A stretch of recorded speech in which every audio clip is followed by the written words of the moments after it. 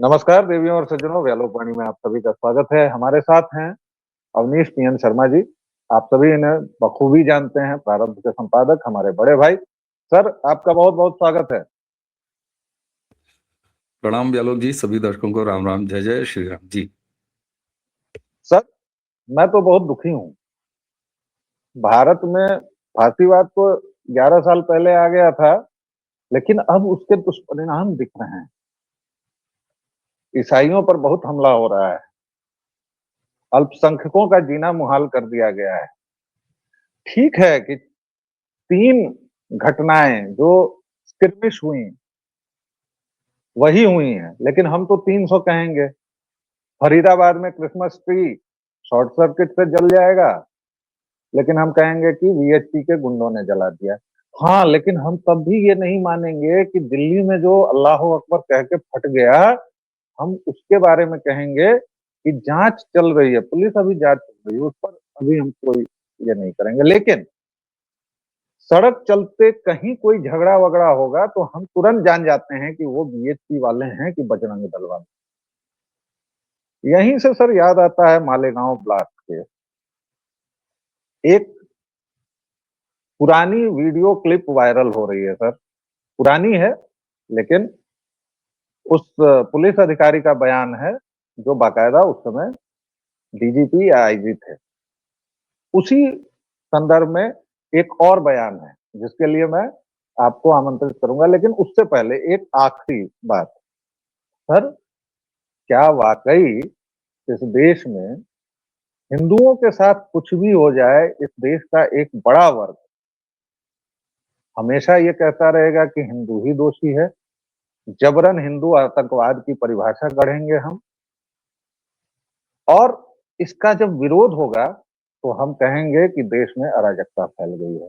इस पूरी मैंने कई असंबद्ध दिखती लेकिन कई सारी बातें आपके सामने रख दी हैं। अब आपसे अनुरोध है कि इसको कैसे देखा जाए, इस पर आप हमारे दर्शकों को थोड़ा संबोधित करें। जी। बिल्कुल सर।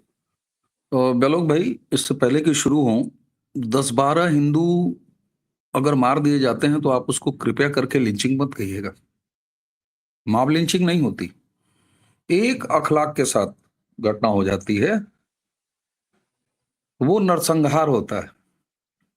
लेकिन बांग्लादेश हो, चाहे कहीं भी हो, दुनिया के किसी भी हिस्से में, कोई अगर 10-12-15 हिंदू निपट जाते हैं तो एक मौलाना कहता है, stop it, this is not a नरसंहार। भाई, नरसंहार तो इस देश में मुसलमानों के साथ हो रहा है, गाजा में हो रहा है, फलस्तीन में हो रहा है, इसके अलावा कहीं नहीं हो रहा।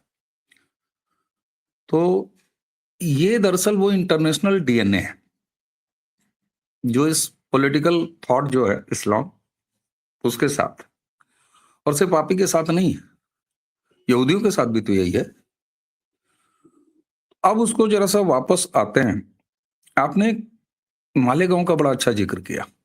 हालांकि वो जो वीडियो क्लिप वायरल हो रही है वो 1 साल पुरानी है, जिसमें वो एडीजी साहब थे और वही इन्वेस्टिगेटिंग ऑफिसर थे मालेगांव ब्लास्ट का, जिसमें वो रिवेल कर रहे हैं कि 2 पाकिस्तानी और बाकी 8 मुस्लिम, कुल मिला के 6 और 2 8 पकड़े गए थे, जिसमें से 2 मुसलमान थे। लेकिन तब की कांग्रेस सरकार ने ये किया कि क्योंकि उस समय वो उस प्रसव वेदना से गुजर रही थी, उसको गर्व ठहरा हुआ था जब वो हिंदू आतंकवाद, भगवा आतंकवाद, तो उसके, क्योंकि उसे मुस्लिम तुष्टीकरण से संसर्ग उसने किया था जबकि सरकार ने, तो उसको उम्मीद से थी कि हिंदू आतंकवाद और भगवा आतंकवाद कैसे नरिश करें, और तमाम जो हैं लश्कर कांग्रेस के वो कारिंदे लगे हुए थे, चाहे वो दिग्विजय सिंह हो, चाहे तो तमाम लोग,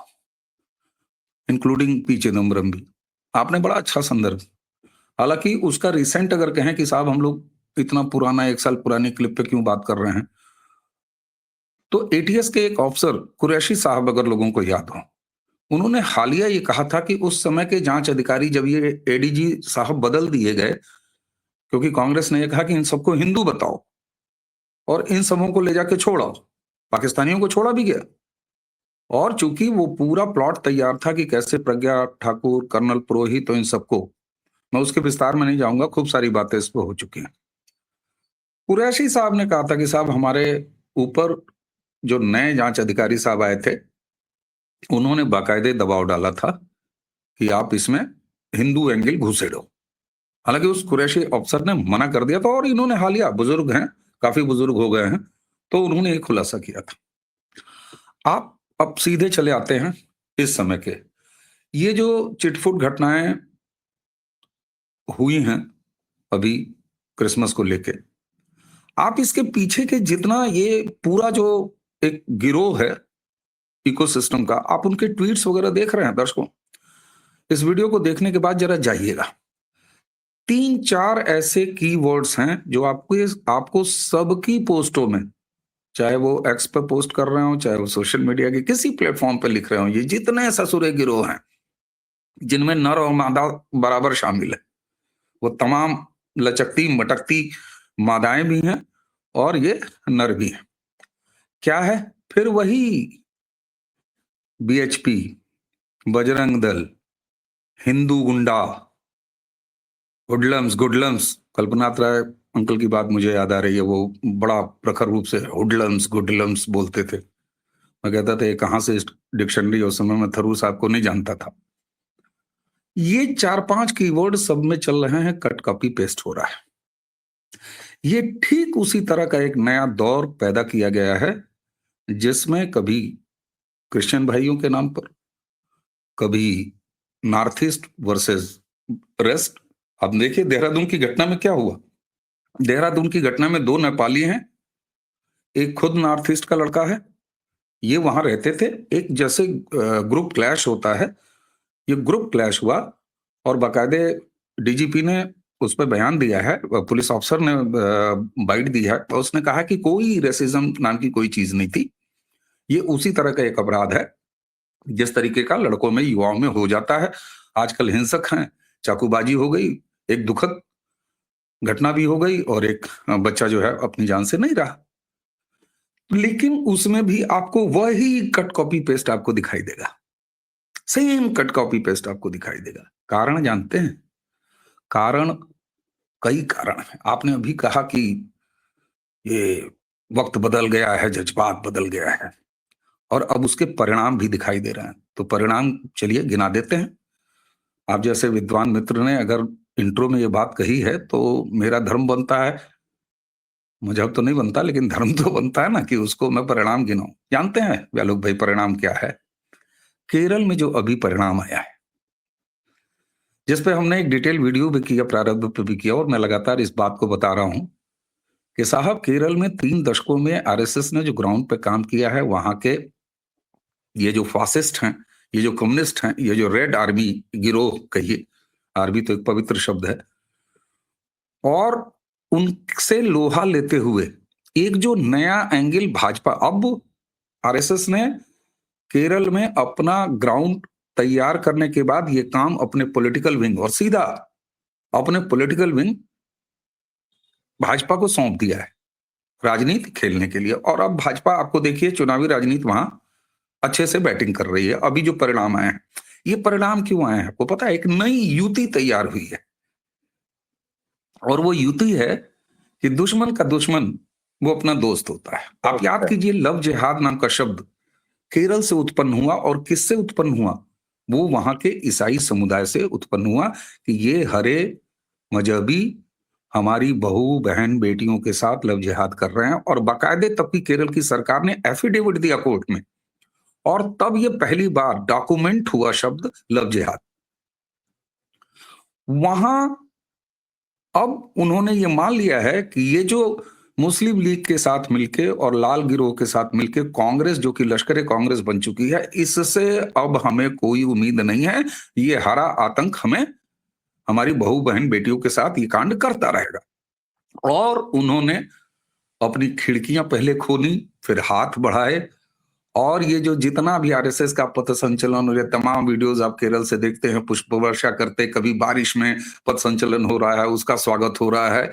और वहां की क्रिश्चियन सोसाइटी ने अब भारतीय जनता पार्टी के साथ अपने पॉलिटिकल रास्ते खोजने शुरू कर दिए हैं, उस पर आगे बढ़ चुकी है, और जिसका नतीजा आपको अभी जो निकाय चुनाव केरल में हुए थे उसमें आपको दिखाई दे रहा है कि ईसाई बहुल सीट पर भी भारतीय जनता पार्टी जीत के आ रही है। तिरुवनंतपुरम के अलावा दूसरी सीट मुझे याद नहीं आ रही, आपने कई बार बोला है, अगर आपको याद आ जाए तो तुरंत बता दीजिए। जी ये परिणाम है और ये वजह है कि क्रिश्चियनों के, अब आप देखिए, इनके पास तो हमेशा हरे रंग का विक्टिम कार्ड होता है, इंटरनेशनल लेवल पर विक्टिम कार्ड होता है ना। वो मंगल ग्रह पे कोई अगर पाजामा किसी का फट जाए तो फिर यहाँ दर्द हो जाता, शुरू हो जाता है इनको। तो इनका तो इंटरनेशनल मामला है। अब इन्होंने अपने विक्टिम कार्ड को थोड़ा सा किनारे रखा है और इसके बाद गिरोह को, इस समय नया फैशन है ये, ठीक उसी तरह मालेगांव वाला पैटर्न आपको दिखाई नहीं देता। जिस समय हिंदू आतंकवाद, भगवा आतंकवाद, सफरन टेररिज्म, ये सारी चीजें एक बार फिर गढ़े जा रहे हैं इकोसिस्टम, तो ये प्रायोजित है, इसकी उम्र बहुत कम है। गए जमाने जब तुष्टीकरण के संसर्ग से इनको उम्मीद जगी हुई थी और इनका प्रसव वेदना इनके शुरू हो गई थी, सोहर गाना इन्होंने शुरू कर दिया था कि अब हम उस आतंकी के हाथ में कलावा दिखा के हिंदू आतंकवाद कर लेंगे, मालेगांव दिखा के हिंदू आतंकवाद इस्टेब्लिश कर लेंगे। लेकिन आज कोर्ट से ये सारी चीजें साफ हुई और समय के साथ इतना साफ हुई कि अब ये विचारधाराएं, ये पार्टी, आखिर कांग्रेस के पास कोई विचारधारा तो रही नहीं, इसलिए मैं ऐसे पार्टी के अलावा और कुछ नहीं मानता हूं। बाद में खानदानी दुकान बन गई, पहले भी कुछ लोगों की अपनी पर्सनल बैठके वाली दुकान थी, उसके अतिरिक्त और कुछ नहीं थी। प्रेशर कुकर की सीटी थी कांग्रेस, जिसको अंग्रेजों ने खुद बनाया था। और उस पर आप याद कीजिए कि कांग्रेस बनाने के बाद पहला स्वतंत्रता संग्राम जो हमारा समर हुआ था, लगभग 100 साल एक झटके में एक पार्टी बना के, और कांग्रेस ने, अरे, एक कांग्रेस बना के अंग्रेजों ने अपनी मियाद बढ़ा ली, 100 साल, शासन 100 साल अपनी मियाद बढ़ा ली। ये कांग्रेस ने दिया है, हमारी गुलामी को 100 साल बढ़वाया है कांग्रेस ने। और ये कांग्रेस कहती है इस देश की सबसे पुरानी पार्टी, इसे तो लश्कर ए कांग्रेस बनना ही था। तो ये बड़ी छोटी सी मियाद है, ये एक नया सर्कस है। 4 दिन इस नुमाइश का आनंद लीजिए, मैं सीधे कह रहा हूं, आनंद लीजिए। हाँ, एक भी दुखद घटना अगर भारत में कहीं भी होती है, किसी के साथ भी होती है, तो वो खराब है साहब। आप सबको याद होगा, तब हम लोग यूट्यूब पे नहीं हुआ करते थे, लेकिन पाकिस्तान के पेशावर में ही हुआ था ना, वो जो बच्चे, जी जी स्कूली बच्चों के साथ बच्चों जो का घटना हुई थी। जी भारत के स्कूलों में एक दिन का शोक मनाया गया था। सोशल मीडिया पे हम आप जैसे लोगों ने लगातार लिखा था, क्योंकि कोई मासूम है, हम तो चलिए इतने हैं भाई, लेकिन ये 4 दिन की नुमाइश है। जैसे नहीं आता है आपके शहर में फलाने का जादू नुमाइश, चमेली बाई का ऑर्केस्ट्रा, 5 दिन आओ और आके देख लो, ये उसी तरह का है। आप जाके देखिए सोशल मीडिया में सारे पैटर्न एक है, वही गिरोह, वही नर, वही मादाएं एक साथ फिर से 4-5 स्टोरियोटाइप शब्द लेके चल रहे हैं। तो ये इनका फ्लॉप एजेंडा है, 2-4 दिन चलेगा, जाड़ा काटिए आराम से, इनकी आग सेकिए। अच्छा अवनीश भाई, अभी 2 दिन पहले शायद ये जो टूटी फूटी जो भी पारिवारिक संपत्ति वाली बात आपने कही, इसने अपना बड़ा वो स्थापना दिवस और हम तो 140 150 साल क्या क्या पुरानी पार्टियां फलाने हैं। 6 ब्रिटिश ऑफिसर्स इसके अध्यक्ष रहे। पहला संस्थापक एओ ह्यूम कहाँ का कलेक्टर था, उसने क्या क्या किया, सब कुछ कई बार बोल चुके हैं हम लोग, चर्चा कर चुके हैं और सब है, देख लीजिए। वो कांग्रेस कह रही है कि उसने हमें आजादी दिलवाई। बहुत बढ़िया। इस बात को आपने जितनी अच्छी तरह से समराइज कर दिया कि 100 वर्षों तक गुलामी बढ़वाई कांग्रेस ने, मैं आपका मुरीद हो गया साहब। इससे बढ़िया बात कांग्रेस नाम की घटिया पार्टी के बारे में आज तक मैंने नहीं सुनी। और अब से मैं इसको ढोल नगाड़े लेके कहूंगा कि कांग्रेस का इस देश की राजनीति में इतना ही योगदान है कि उसने 100 वर्षों तक हमारी आजादी को डिले किया। और ये अंग्रेजों के असली तलवे चाटने वाले, जूते चाट चाट के इनकी जीभ एकदम नुकीली और तराश दी गई थी। लेकिन आप ही से सीखा है साहब उपाय। आप तो तुरंत 2 उंगलियां दिखा देंगे। तिरुवनंतपुरम आपने कह दिया 5 नगर निगम जैसे कोच्चि, कोझिकोड वगैरह हैं, वहां भाजपा निर्णायक रूप से नहीं जीती, लेकिन भाजपा की बड़ी बढ़त रही। वो युति तिरुवनंतपुरम में दिख रही है मेयर, ग्राउंड पे, जी बिल्कुल दिख नई रही है, युति दिख रही है। और यूडीएफ जीता है जो कांग्रेस नेतृत्व वाला है। अगर उससे ईसाई टूट गए, और वो हो ही रहा है, क्योंकि तिरुवनंतपुरम में तो 40 वर्षों के बाद ये लाल झंडा फाड़ा गया है और वी राजेश वहां के मेयर बन गए हैं। तो ये बेचैनी, ये छटपटाहट, सचमुच आप जिस तरह का आकलन कर रहे हैं, वो सचमुच ये बेचैनी, ये डेस्परेशन तो यही दिखाती है कि अब ये लोग कुछ भी कर सकते हैं। तो साहब, अंतिम सिरे को आप अपने कंक्लूडिंग रिमार्क और उपाय के साथ प्लीज इसे चर्चा का कंक्लूडिंग रिमार्क दें। जी बिल्कुल, बैलोग भाई देखिए हम लोग हमेशा समस्या तो बतियाते हैं, उसके बाद समाधान की ज़रूर बात करते हैं और ये होना चाहिए। आज ज़रा वो 2 उँगलियों, एक पे लोकतंत्र की स्याही, दूसरे पे ईवीएम की बटन दबाई, उस समाधान से ज़रा अलग एक समाधान की भी बात करते हैं, जिसको बार-बार मैं कहता हूँ। देखिए अब हमें करना क्या चाहिए? हमें सावधान रहना है। सावधान क्या रहना है? इस तरह की बातें कहीं भी फैलाई जाएँ कि फलाने जगह क्रिसमस का ये कर दिया गया, फलाने जगह चर्च की तरफ चला गया, तो बहुत कम संख्या में ही सही, बहुत कम नंबर है, मैं मानता हूँ, बहुत कम नंबर है। लेकिन फिर भी हमारे कुछ भाई-बहन थोड़ा एक एग्रेसिव कमेंटबाजी या एक एक्सप्रेशन करते हैं, इससे हमें बचना है। आप मत करिए ये। आप बड़े दुश्मन का इलाज कर रहे हैं। आपने 2014 से मुस्लिम वोट बैंक नाम की एक चीज़ को जो अगरा के इस देश का दामाद बना फिरती थी, जिसको ये अगराहट थी कि इस देश का प्रधानमंत्री बोलता है कि बाबू हर संसाधनों पर आओ, अपनी टोपी रख दो, पहला हक तो तुम्हारा ही है, तुम्हारे बाप का ही है, हम तुम्हारे बाप के गुलाम है ना। तो 2014 से उसको हम लोगों ने न्यूट्रलाइज कर लिया है। 2-3 छोटी-छोटी चीजें मैं सावधानी के लिए कह रहा हूं। मत नफरत के कोई भी उद्गार करिए अगर इस तरह का, हाँ हाँ ये इसी के पात्र हैं, अरे अरे ये सब तो बहुत बड़े कन्वर्जन वाले हैं। अरे भाई देखे ना, आपके पास 25 करोड़ आबादी वाले उत्तर प्रदेश में एक ऐसा मुख्यमंत्री है जो यक्ष ऐप लॉन्च कर चुके हैं और एआई के साथ लगातार अब उन्होंने एक टास्क फोर्स बनाया है जिसमें कन्वर्जन के खिलाफ काम होगा। यहां तक कि सोशल मीडिया पर ये जो फितुरबाज जो घूमते हैं और हमारी बहन बच्चियों को बरगलाते हैं, इनके फेस रिकॉग्निशन तक पर काम उत्तर प्रदेश पुलिस कर रही है और बड़े सघनता से कर रही है। आज आज रात का लाइव हमारे यहाँ इसी पे है, जरूर आके देखेगा तो आपको डिटेल में पता चलेगा। दूसरा मैं आपको कहता हूं, अपने ही भाइयों के लिए नीले कबूतर, पीले कबूतर, हरे कबूतर मत कहिए। हरा कहिए, हरा कबूतर तो हो ही नहीं सकता, लेकिन ये सब चीजें मत कहिए। मैं मानता हूं कि हमको दुख पहुंचता है जब हमारे सनातनी त्योहारों पर जो तस्वीरें नहीं लगानी चाहिए, वो ठीक है, उनका अलग सम्मान है भाई, उनका दूसरा सम्मान है, उनको अलग स्थान है। लेकिन उसके बावजूद भी इस तरह की चीजें, इस तरह के नेगेटिव कमेंट, इससे हमको बचना चाहिए। निश्चित तौर पर बचना चाहिए। ये 2-3 छोटे-छोटे उपाय हैं, इन पर जी। बचना चाहिए।